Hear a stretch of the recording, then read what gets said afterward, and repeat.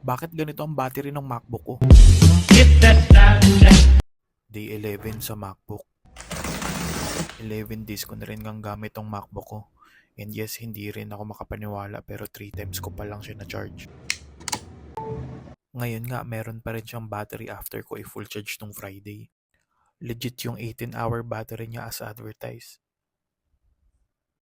Imagine, galing ako sa bulky na laptop na may bulky na charger. Ngayon ang gaan ng laptop at ang gaan ng charger at di ko na need laging dala yung charger ko. Kasi nga sobrang tagal ng battery niya. Ang galing! By the way pala, out of the box, naka-dim yung screen nyo pag di naka-charge.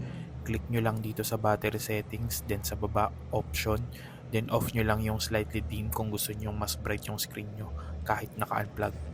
Yun lang, follow ka naman kung nagmamanifest ka ng MacBook this 2025. I-claim mo na yan.